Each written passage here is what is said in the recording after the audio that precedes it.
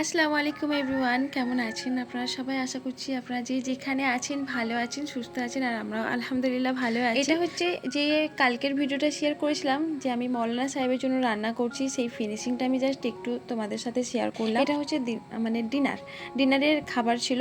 তবে উনি আমাদের বলেছিল যতটা পারি সাদামাটা একটা সবজি একটা মাছ হলে হোক, আমি তবু করেছিলাম। অনেকদিন পরে যেহেতু রমজান মাসে আমাদের বাড়িতে নিমন্ত্রণ পড়েছিল, তো এই টপিকটা আমি আর কিছু বললাম না। এটা অনেক আগের যেহেতু ভিডিও ছিল, তোমাদের সাথে ভিডিও সেইভাবে শেয়ার করে উঠতে পারি না, অনেক ব্যস্ততার মধ্যে দিন গেছে। কি বলবো, যা গেছে আমি নিজেই জানি। তার সাথে অনেক আনন্দ দিন গেছে, যেরকম আমি ফেসবুক মনিটাইজেশন অন পেয়েছি, কন্টেন্ট মনিটাইজেশন পেয়েছি, তার সাথে ইউটিউব মনিটাইজেশন পেয়েছি, অনেক কিছু আনন্দের সময়। তা আবার ঈদ সামনে, অনেক হ্যাপি তোমাদের সব কিছু ভালোবাসার জন্য। তোমরা যদি এইভাবে ভালো না বাসতে কখনো হয়তো সম্ভব হতো না। তো যাই হোক, তার উপরে দেখো এত ব্যস্ততার মধ্যে থেকেও এদিকে আমার একটা ছোট্ট মতো বিজনেস আছে, তোমাদের সাথে শেয়ার করছি, একদম ছোট্ট মতো। তো হাতে 7 দিন টাইম, তার মধ্যে আমাকে কুরিয়ার করতে হবে, তাই একটা বান্ডেলই পার্সেল এসেছিল। অন্যান্য টাইমে এরকম পার্সেল 2টা করে আসে। কাকা শ্বশুর মশাই আমাকে হেল্প করছে, তবে প্রত্যেকটা পার্সেল উনি আমাকে ওপেনিং করে দেয়।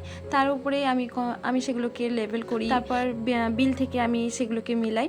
তবে এই সব কাজগুলো সম্পূর্ণ তোমার দাদাভাই করতে পারেন না, যেহেতু উনি অন্য ওনার কাজ থাকে, অন্য কাজের সূত্রে বাইরে থাকে, সেই জন্য। তো এখানে শ্বশুরমশাই থাকলে পরে হেল্প করে, বাকি ছেলেরাও করে নেয়। আমার এই যেদিনকে পার্সেল খোলা হয় সেদিনকে অনেক পেড়া থাকে, অনেক চাপ থাকে, কেননা এই যে পার্সেলগুলো আসছে তার কোড নাম্বার দেখে দেখে মিলিয়ে নেওয়া, তারপর তার দামগুলো ঠিকঠাক রাখা।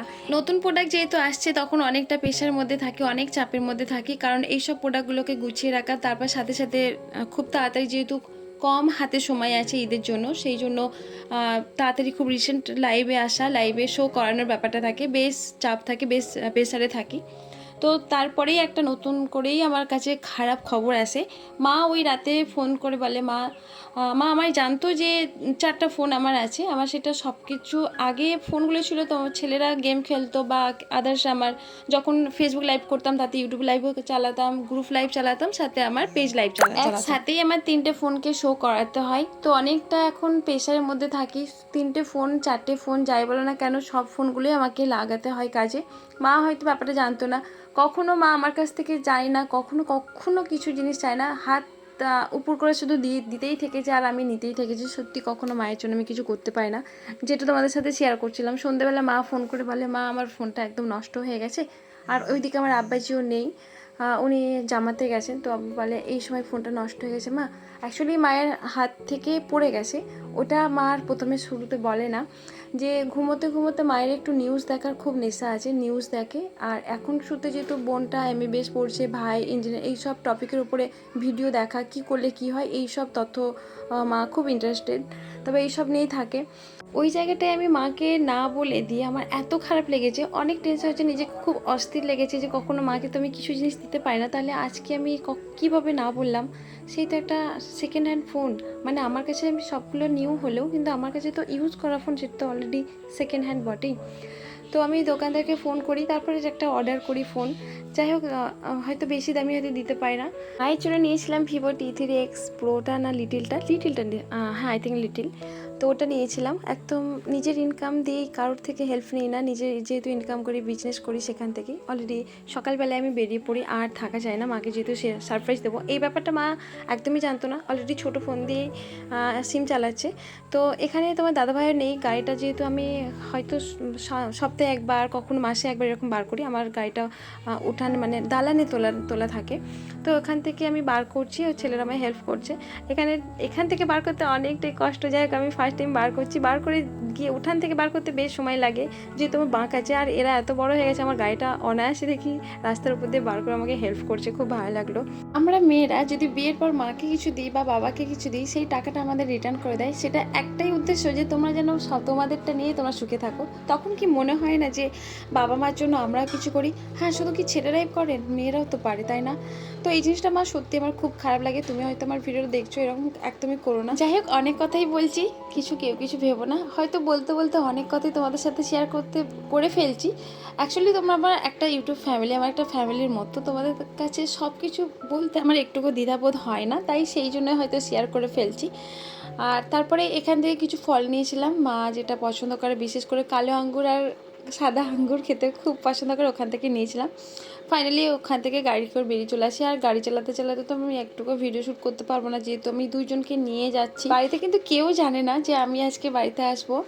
তো মা ঘুমাচ্ছিল, দেখো শুধু রিয়াকশনটা থাকবে। দেখো দেখি বোনেদের সাথে কথা বলছে গ্রুপে, আর মা দেখছি ঘুমিয়ে আছে। তখন তারপরে উঠে গিয়ে শুধু মাকে জড়িয়ে ধরি, মায়ের রিয়াকশন আমাকে দেখে দেয়। জাস্ট তোমরা একটু দেখো।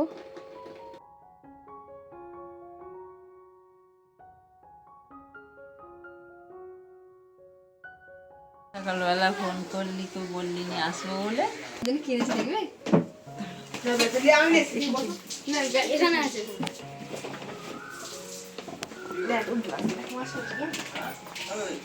এই ঘাটতে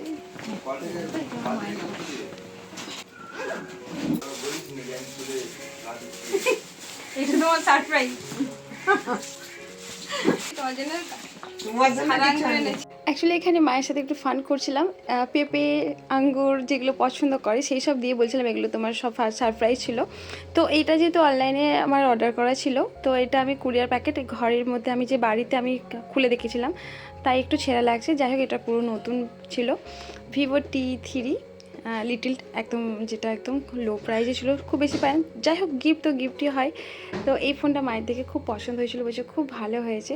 তো সত্যি কথা বন্ধুরা, তো এই একটা কথাই আমি শুধু বলি যে মাকে আমি সেই কম প্রাইজে হোক আর বেশি প্রাইজে একটা গিফট করতে পেরেছি, সেই দিন আমার অনেকটা হ্যাপি ছিল। এই সালটা বিশেষ করে এই সব দিনগুলো আমার কাছে এত মানে কি বলবো আনন্দের একটা বিষয় হয়ে উঠছে, সারা জীবন আমার মনে থাকবে। বিশেষ করে এই ভিডিওটা আমি যেহেতু আমার ইউটিউব টাইম লাইনে শেয়ার করছি, কখনো কখনো এটা দেখবো, এই মুহূর্তটা আবার দেখে আমি আনন্দ ফিল করব সেই হিসাবেও। আর এখানে সবাই দেখছিল এগুলো, বোন সেই ভিডিওটা করছে। আর এই যে দেখতে পাচ্ছ আমার মায়ের ফোনটা একদম পুরো নষ্ট হয়ে গেছে, কোনো স্ক্রিন কাজ করছে না, মানে জিরজির করছে ফোনটা। অনেক বয়স হয়েছে, এতদিন তো মা বলে চালিয়েছে, আমরা হলে কবেই ফেলে দিতাম পানিতে। যাই হোক তোমাদের সাথে অনেক কথাই শেয়ার করলাম, তোমরা অবশ্যই আমার ভিডিওটা কন্টিনিউ দেখতে থেকো। বন্ধুরা তোমাদের সাথে সব কথা শেয়ার করে আমি সত্যি একটা মনের দিক থেকে আনন্দ ফিল করি, যেহেতু তোমরা আমার একটা ইউটিউব ফ্যামিলি, তোমরা একটা আমার ফ্যামিলির মতোই। তোমাদের কাছে আমার ভালো মন্দ সুখ দুঃখ সব কথা শেয়ার করে আমি অনেক খুশি হই। জানি না তোমরা কতটা খুশি হও। তোমাদের কাছে আরেকটা আমার চাওয়া আছে, তোমরা ভিডিওটা আমার স্কিপ না করে ফুল দেখো প্লিজ। তার সাথে প্লিজ আমার অ্যাড যেগুলো হয় স্কিপ করো না, অ্যাড সহ দেখে দিও। অনেক কথাবার্তা বলার পর তখন ইফতার টাইম হয়, সবাই মিলে আমি আর ইফতার কেটে নিয়েই রেডি হয়ে বসি। যেহেতু আব্বাজি জামাতে গেছে ওখানে, আমরা জানো তো যখন ছোট থাকতাম তখন আব্বাজি ইফতার টাইমে বসে সবাইকে নিয়ে একটা খাঞ্চার মধ্যে ফল চারিদিকে সব রকম খাবার রেখে এইভাবে দোয়া করতো। তো এই জায়গাটা মা পূরণ করছে, আমার সেই ছোটোবেলার কথা মনে পড়ছে।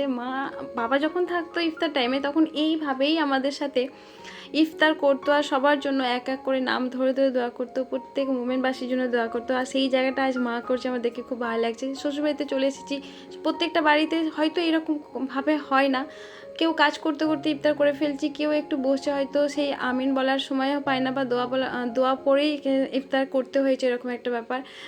এই জায়গাটা মায়ের বাড়ির একটা জিনিসটা সত্যি আমি খুব মিস করি। এই দিনটা গিয়ে আমি এটা খুব আনন্দ পেয়েছি। যাই হোক তোমাদের কাছে অনেক শেয়ার করছি, অনেক কথাই বলছি। আর এই যে বাবুটাকে দেখতে পাচ্ছ, এর সাথে একটু লাগালাগি করছিলাম, কারণ মাথায় টুপি আর হাঁটু ফাঁকা, তো ওকে এই কথাই বলছিলাম, যাক ও হাসছে। তো যাই হোক আমরা অনেক এখানে মজা করেছি, বাপের বাড়ির একটা আনন্দই আলাদা। তো আমার ভিডিওটা তোমাদের ভালো লাগলে অবশ্যই একটি লাইক, একটি কমেন্ট, একটি শেয়ার করতে একদমই ভুলবেন না। অবশ্যই তোমরা অ্যাড সহ দেখো, আর নতুন বন্ধুরা যারা আসো তারা অবশ্যই চ্যানেলটা সাবস্ক্রাইব করে পাশে থেকে যেও। এখানেই শেষ করলাম, শেষ পর্যন্ত দেখতে থেকেও, বাকিটা মিউজিক দিয়ে আমি অ্যাড করছি।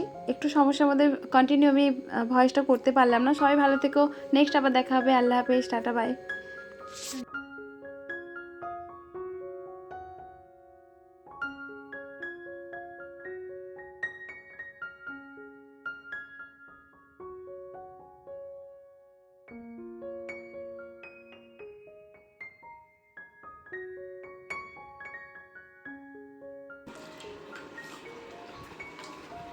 দাদা